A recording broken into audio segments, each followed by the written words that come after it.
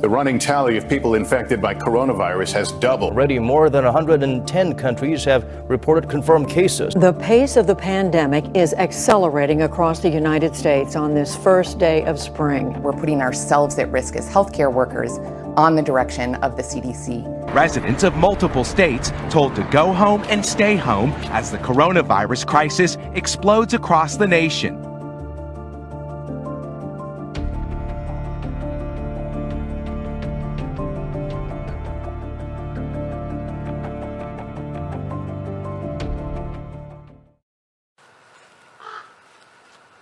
Yeah, you can just take off your mask.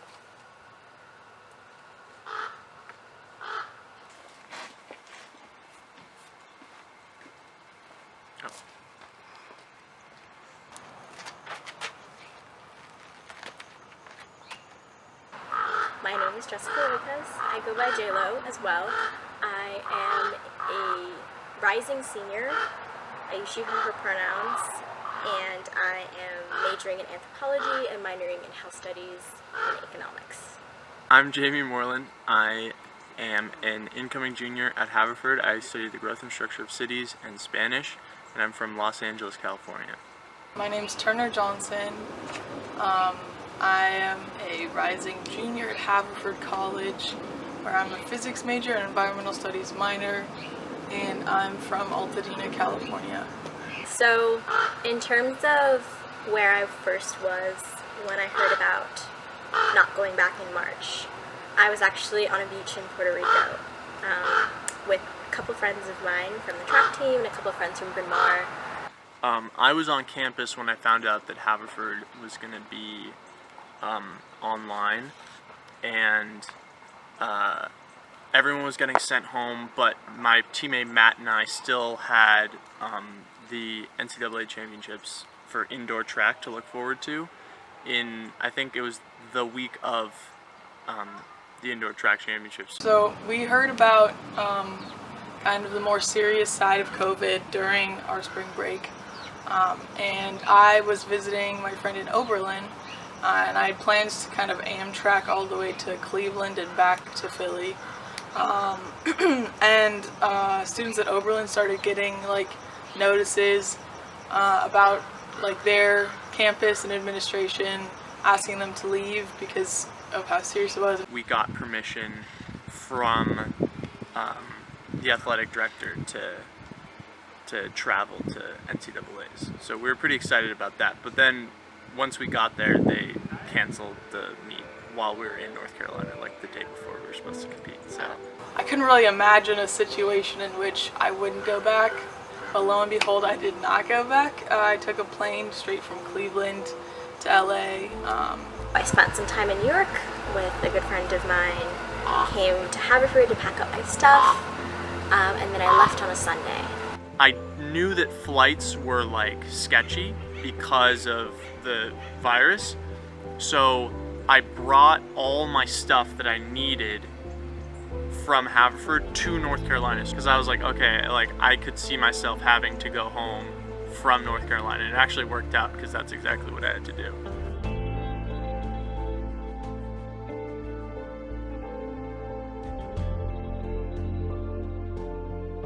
We have therefore made the assessment that COVID-19 can be characterized as a pandemic.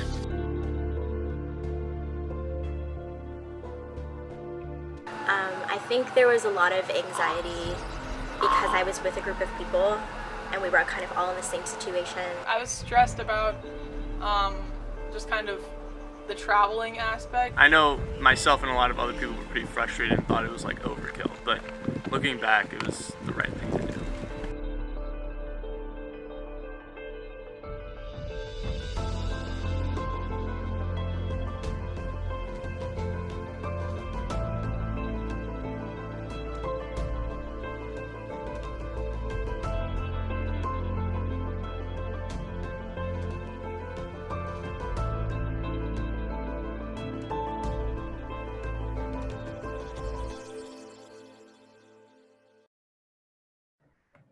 Good morning, everybody. It's Wendy greeting you from Haverford. I'm so excited that some of you will be coming back soon.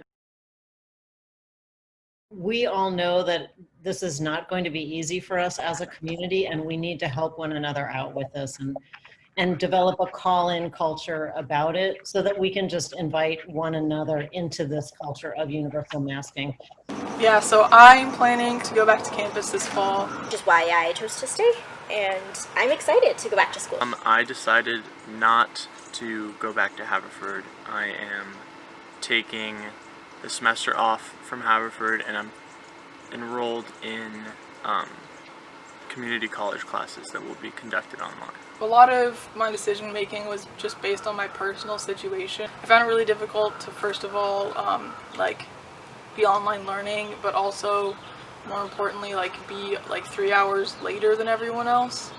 And that kind of affected my ability to be comfortable reaching out to my classmates.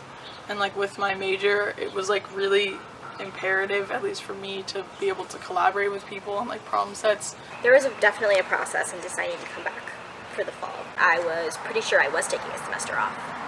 Maybe possibly getting able to compete for track. Maybe possibly being able to spend my senior year more how I wanted, with friends, with more social interaction, with more love. Maybe possibly graduating when the economy is better. Those things were my considerations. I think the maybe possibly wasn't good enough for me to say that I'm bowing out for a semester. My reasons for not coming back, a lot of it was a money thing, just because I think we're not going to be getting the educational experience that maybe we're all used to. It definitely made logical sense, but emotionally it wasn't the easy thing to do, to be apart from my friends for that long. We cannot guarantee safety. COVID is everywhere.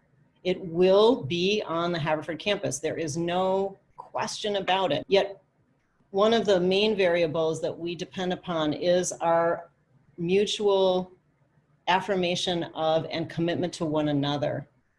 And that is a difference maker. Our advisors have cited that over and over and over in advising us in Bryn Mawr and Swarthmore about how for small liberal arts colleges in general, this is a distinction compared to a large university. We are coming together in trust that we will follow our 5 cornerstones of health, each of us, and that will contribute to our safety. Personally, I am optimistic. I don't know, I have low expectations. It could work. Maybe everyone rallies and, let's do it, We need to live in COVID world, and it is safe for us to take the chances that we are taking. Safe in quotation marks. I can't guarantee your well-being or mine, but I'm in it with you.